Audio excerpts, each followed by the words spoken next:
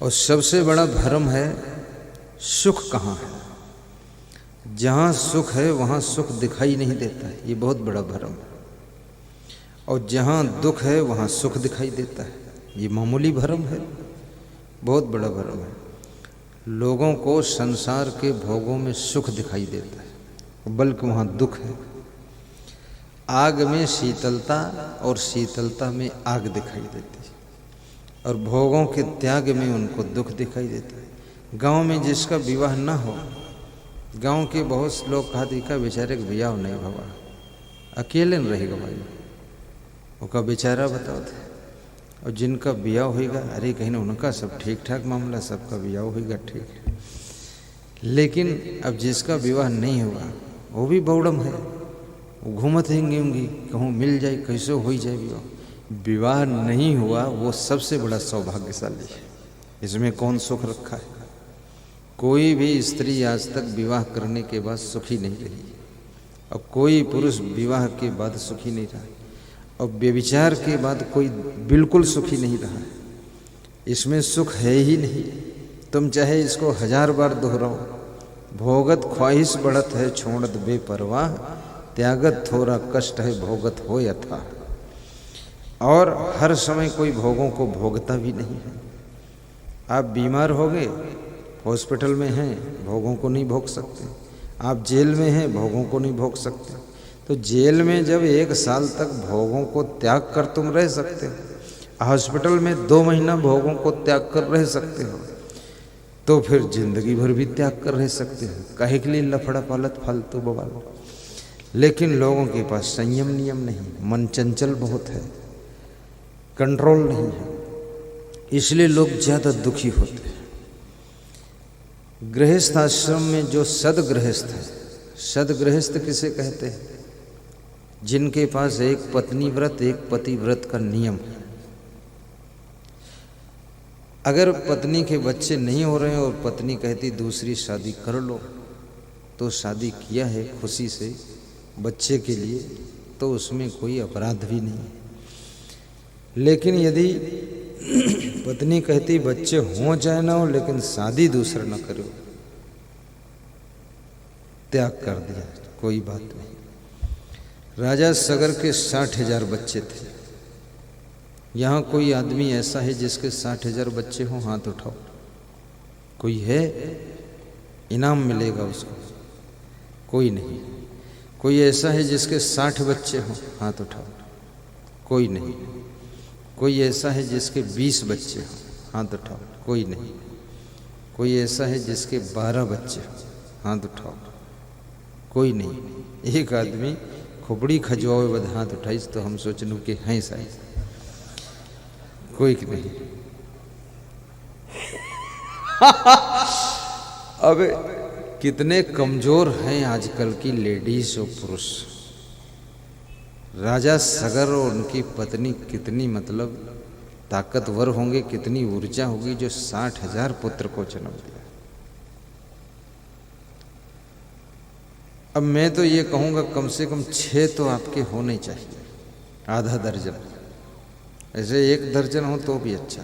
तो लोग कहते ये खइहें का, लोग कहते खइहें का। जब जनसंख्या कम थी तो ये धरती माता 1 कुंटल 1 एकड़ में यहाँ गेहूं पैदा हो रहा है। आज की तारीख में 30 कुंटल गेहूं 1 एकड़ में पैदा होता है। एक टमाटर के पेड़ में 5 कुंटल टमाटर लगता है। गुजरात में देख लो जाकर। उस टमाटर के पेड़ को, उसको अभी तक हम पौधा कहते थे लेकिन अब वो पेड़ हो गया। तार से और रस्सी से ऊपर सब बांधते हैं और टिकानी लगाते हैं। इतने वो फल देते हैं कि वो अपने के नहीं संभाल पाते, सब रौंद फौंद गिर जाएगी। अब यूपी में किसी को टमाटर की खेती करने की भी सहूर नहीं। टमाटर लगाए दिन, फिर तालोस पानी भर दिन, और उसके बाद टमाटर वह बूढ़ गवा, उसके बाद फैला के वह घुंडहा झमड़ हो के सड़ी के बोले कुछ रोग लग गवा है। देखिए फिर बाजार झोरा ले जाते कहा टमाटर खरीद ली थोड़ा। अरे बुद्धि नहीं है, टमाटर खेती कैसे करी जाती है? ऊंची मेड़ बनाइए, उस पे पौधा लगाइए। नाली में पानी छोड़िए, और मेड़ भी 2 फीट चौड़ी होनी चाहिए, उसकी जड़ में पानी नहीं पहुंचना चाहिए। फिर तार ऊपर बांधिए, उसमें रस्सी से उसको टांगिए, वो सुतली से, और डंडे से भी उसको सहारा दीजिए। 10 आदमी का परिवार है, 10 पौधे काफ़ी है। और 20 दाना 200 रुपये के आते हैं, वो मंगाइए बीज के लिए। ये नहीं घूरे बिरवा होगे वो लगा दी दिखे आशा रखे टमाटर में, टमाटर नहीं, उसमें कटैये गोली तना टमाटर होते। तो कहा तो बहुत छोट छोटे आए हैं, तो बांट की चटनी बना लो। तो उनकी पत्नी से लूटी बाटम रगड़ थे। कहा तो सब्जी बदे अलग से लावे पड़ी है, दोनों बुद्धू हैं। ठीक से काम करो, व्यवस्थित। एक एक पौधे में 5-5 कुंटल टमाटर आ जाए, आप पूरा छकिए। और हमारे भारत देश में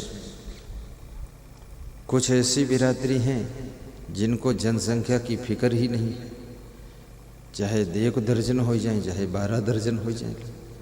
अब कुछ ऐसी बिरादरी हैं जिनका 1 बच्चा हुआ तो बड़ी टेंशन है कि अब पढ़ाई कैसे।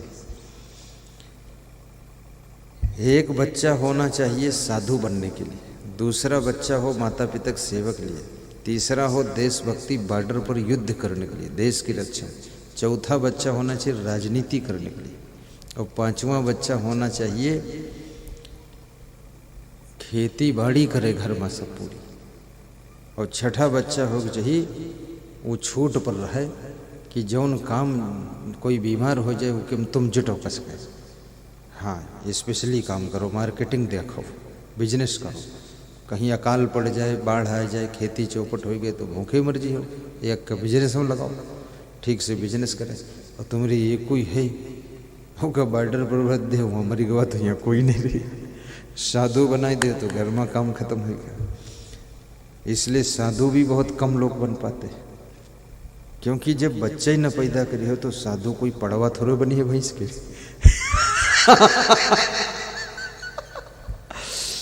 तो इनकी संख्या भी पर्याप्त होनी चाहिए।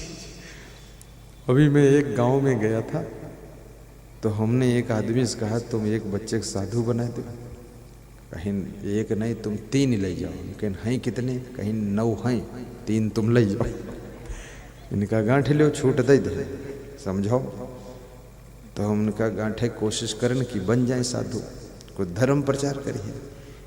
तो वही 9 के 9 बहुड़म रहे, 1 नहीं गठे, क्योंकि बैल से ने तो बैलो ही पैदा हुई, वो शुद्ध साई कोई रही भाई नहीं, कोई दिमाग नहीं, विवेक नहीं है, समझते ही नहीं। कोई पान पुड़िया खाद, कोई तमाकू खाद, कोई बीड़ी पिए घूमत है, कोई बाल चारों तरफ कटाई से, पीछम बाहर थोड़े खोपड़ी में राखे से, रुई इतना उड़त। हम कहीं यू का बनायो, कहीं नहीं बाई पास रोड पास भवा। बहुत नालायक, घर भर सब लड़का वैसे, कोई विवेक नहीं। आजकल फैशन बहुत विचित्र है। अभी नेपाल में हम गए, वहां भी सब ऐसे देखा मैंने। अब जो कुछ आपत्ति आती है, मार झोर वो सब खोपड़िन पर है। लेडीजें भी सब 12 महीना अर्जी हैं, कंघी और कंघा, झर झर, फिर कटिंग सेटिंग, डेंटिंग पेंटिंग, और फिर थोड़े टुकड़ा काट के और जब झुकें तो बाहर थोड़े आगे लटकते गए, फिर उठाए कान में दर्द, फिर आगे झुकर लटकर, दिन भर यही काम करी हो कि कुछ और करैया हो। बहुत वैधी। अब उनके ही बार को देखे, अपन खोपड़ी देखे कि टाइम नहीं, तुम्हारी बार को देखे, फालतू काम करते हो। पुरुष लोग भी अभी देखें, जब ये बार आगे के लटकौती है तो पुरुष लोग चारों तरफ से बनवाई थी कि सब साफ करो, ऊपर को उड़ाओ, अपन समरियों का कुदार फरुआ चले। तो बहुत मूर्खता लोगों में कूट कूट कर भरी हुई है। न जाने कितनी विषय वासना है, क्या करने की इरादा है। शुद्ध नियम संयम से रहो, शांति प्राप्त करोगे। ये फैशन में कहाँ शांति है। हमसे एक सज्जन ने पूछा कि तुम रोज यह कपड़ा पहनते हो का, इमा उबत नहीं होगा। हमने कहा हम इनका दिखता ही नहीं है, तुम उबे ले मत, बस अंग ढका रहे, इमा उबे कौन का। कपड़ा रोज बदलत है, लफड़ा कबहू नहीं बदलत। ये कपड़ों में कुछ नहीं है। कुछ लोग समझते हैं कपड़ा अप टू डेट पहन लोगे तो बड़ी इज्जत बन जाएगी। इज्जत उज्जत कुछ न बनी। शंकर भगवान कबहू कपड़ा नहीं पहरी, बाघ के खाल कमर में लपेटे घूमत, न पैंट पहरी न अंडरवियर। और इज्जत अच्छी है, सब ओम नमः शिवाय रोज जपत है।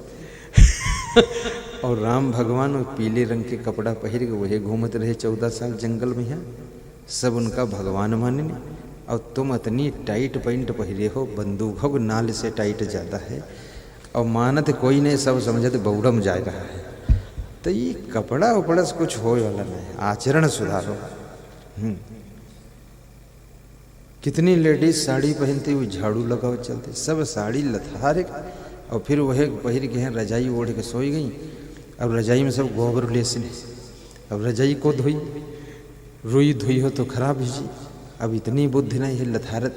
अरे पाँव कोई कोढ़ी है कि अंगुली कट गई है, देखा खोल दे हो तनी का हुई, तनी उठा के पहरो।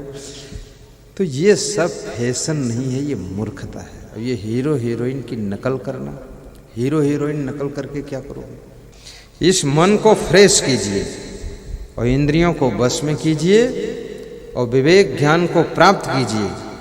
विश्व में किसी कोने में आप चले जाइए, आपको दुख जागृत में नहीं स्वप्न में भी नहीं मिल सकता है, ये गारंटी के साथ मैं कहता हूं।